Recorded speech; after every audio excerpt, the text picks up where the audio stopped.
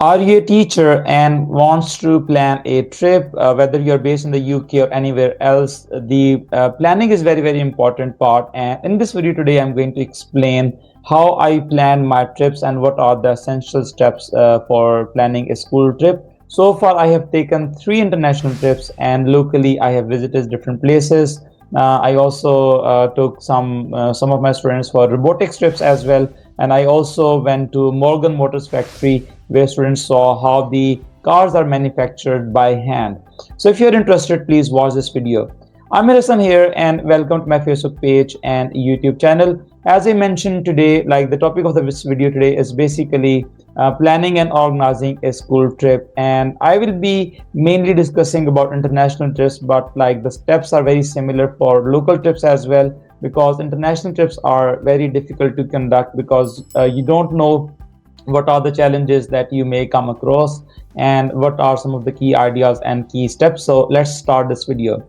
So the first thing that you should be aware of is that the school teachers are basically responsible for doing trips. So for example, if you are a science teacher or a teacher in languages or any other department, and if you want to do a trip, then obviously nobody's going to ask you that you should do a trip, but this will be solely your responsibility. Obviously you have to take a lot of time from your free time to actually do planning and also like execution as well. So basically you have to take the initiative, and you should come up with an idea that which trip you want to plan, where you want to go, what are the learning outcomes for the students, and why do you want to have that trip. So this is the first step. Obviously you need to take the initiative by yourself. And obviously once you have some thing in your mind, for example, if I talk about myself, when I joined the school, I wanted to take my students to CERN, which is basically the largest physics lab in the world. It is a hadron accelerator, and in there basically they study they want to study like what happened during Big Bang, what are different sort of particles, how they interact. Those kind of stuff basically is basically studied at CERN. And obviously we teach particle physics and A-level physics as well. So I always wanted to go to that lab, and I always wanted to take my students over there. So when I joined a school in the UK, I saw this opportunity, and because Switzerland is not very far from the UK. So here comes the second step. And the second step is, once you have this thing in your mind that where you want to do the trip, the second step is actually to basically get the trip approved. So how you're going to get it approved? Obviously you need to speak to senior memberships, senior leadership basically, that we call SLT in the UK, or you can talk to the head teacher, for example, and propose that you want to take this trip. These are the learning objectives obviously for the trip, and the students are going to benefit. Whatever you want to say, depending upon where you want to go. So the second important step is about the budgeting and finance. Obviously average trips are going to basically cost money.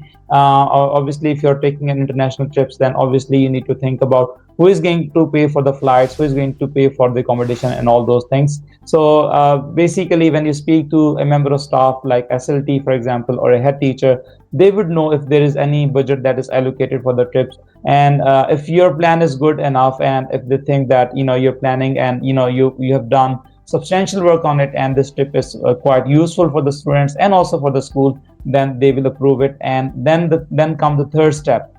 Now the third step is very important, specifically for international students. You need to think about how many students in the classrooms need a visa. For example, I'm not a UK citizen, so as a teacher, if I'm taking the students for the trip, I need to get a Switzerland, Swiss visa basically, or we call Shenzhen visa as well. And also when I took my first trip in April 2024, I found out that some of my students in the classroom also need a visa. So obviously you need to plan well in advance. And obviously if you are planning to book a trip to CERN, for example, like in Switzerland, the guided tour, actually you need to book it 6 to 7 months in advance. So which means that when I took the trip in April 2024, the planning was done somewhere in September 2023, and that was the time when actually I joined the school basically. So basically what you have to do is you need to plan ahead, plan in advance that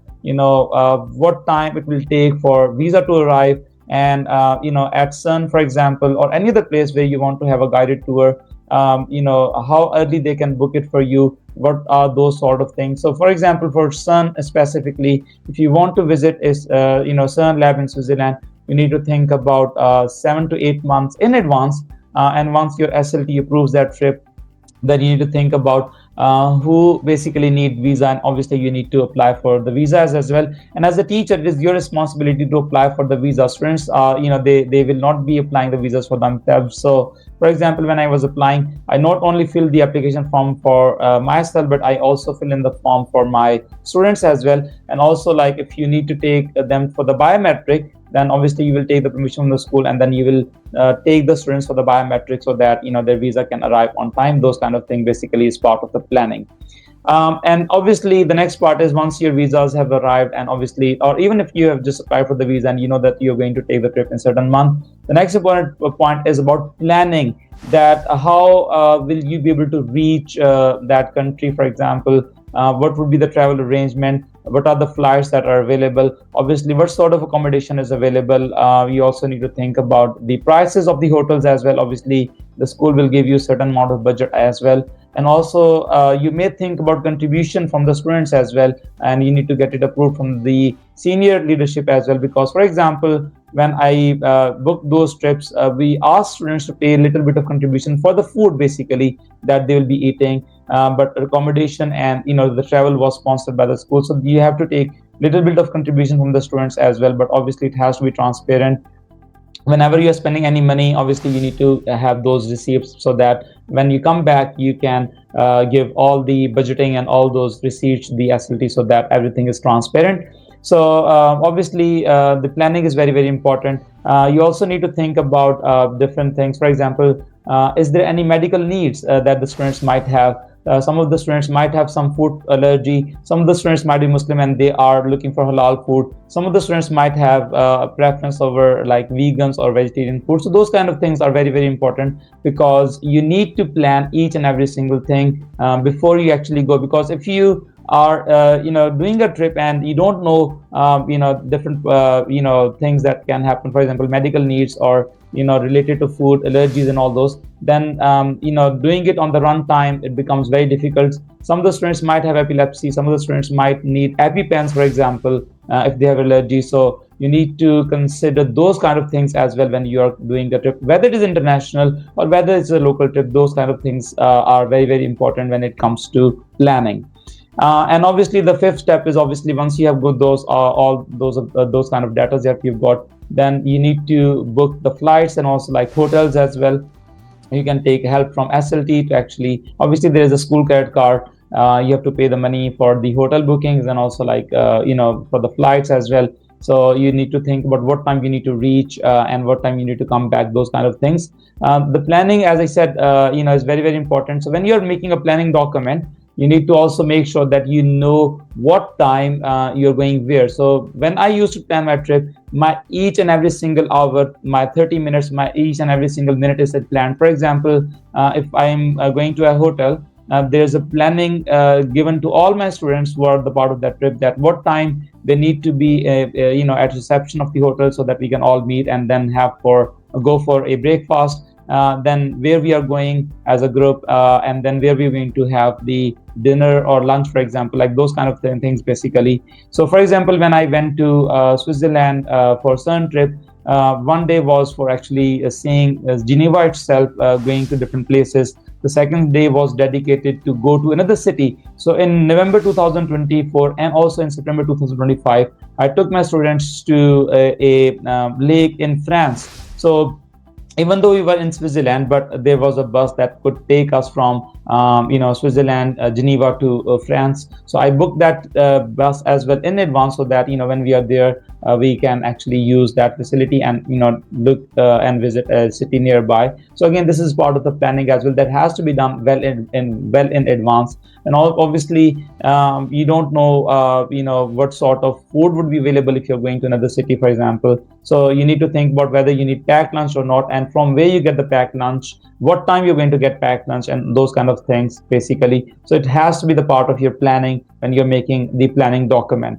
And the next important point is about the risk assessment. I would say, obviously, the school this assessment is done before you actually execute the trip, before you actually go. So basically, you have to submit a document. What sort of risks are involved? What are the levels of those risks? They are low level or medium level or high level. How are you going to mitigate those risks? For example, a risk could be, for example, if you're going to hiking, what are the chances that the students can tip, they can they can fell, for example, or for example, if you're going to Switzerland, for example, what are the chances the students can actually get sick depending upon their medical conditions, those kind of stuff basically. So that risk assessment has to be done, carried out. If you don't carry risk assessment, and if there's something happens, then you can lose your job, because risk assessment is very, very important. Even if you're conducting a practical in a lab in the UK, you have to do a risk assessment, and this document is very important, because if something happens, the people know that you have done the risk assessment, and this is part of the process. But if you have not done the risk assessment and an accident can happen, then it means that you have not conducted the risk assessment properly, and you are responsible for the accident, and you have not done the right thing. So the documentation is very important. So you should be able to have that risk assessment, and also like what you're going to do if a risk or if a thing can happen, and then what are your steps. So again, before you go to the trip, you're going to submit that document. Every school has its own format, and you can actually fill that form. And the last part, like number 7, is basically execution. The day when you're going to go to the trip, obviously you have the documents ready. So when you have done intensive planning, execution becomes quite easy, because you have done every single thing. You have planned how the people are going to reach, for example, the airports, for example, whether you're going to take a train from the school or bus or anything. And then when you reach, how early you have to reach, what flight you have to take, basically, and then what is going to happen when you reach the hotel, what is the plan for the day, where you're going to go for the dinner, and then what is the plan for the next day, every single hour basically, and how you're going to engage the students. And obviously, if you are taking, for example, to Sun, at what time you need to reach the Sun, what transport you need to take, those kind of things basically. If you have done a very extensive planning, then everything becomes so easy. But if you don't do the planning right, then obviously you will not be able to execute it well, and the trip becomes quite boring, or the trips might not be as helpful as it should be. And obviously the next time the school might not allow, because your planning was very poor, your execution was very poor, and the student did not got what they wanted to achieve from the trip. So this is very important part, that is execution. So you stick to your plans, and you do whatever you have planned, and then execute it. And the last important part is reflection, that what went well during the trip and what went wrong. For example, when I took my first trip in April 2024, one of the students actually left their passport when they were actually going through the security, and it took us like 30 to 40 minutes to find the passport, and I was panicking a lot. But when I took the next trip in November 2025, I made sure that I have the passports of all the students when they are going through securities, and I'm monitoring each and every single student. But in November, what happened was one of the students actually left their bag in the train in Switzerland when we were coming back to to Geneva, to basically London. So luckily the train did not, that train was at the station and it had not gone. So we were able to find that bag. And I improved that in the next week in September 2025. I reminded the students again and again that they should not leave their luggage anywhere. They should have their bags. And I was constantly reminding them that whether they have their bags or the passports, because sometimes the constant reminders are very, very important. Specifically, even the teenagers can make a lot of mistakes and they can forget the stuff where they have actually left. So the reflection is very, very important, so that you know what mistakes you have made and what can be improved in the next time. And obviously there is always room for improvement. Is no matter how many times you have taken a trip or how many times you've gone, you need to actually think about the reflection, and you need to reflect on what went well and what went wrong. So I hope that in this video you have completely understood how to actually plan a trip and what are the key steps.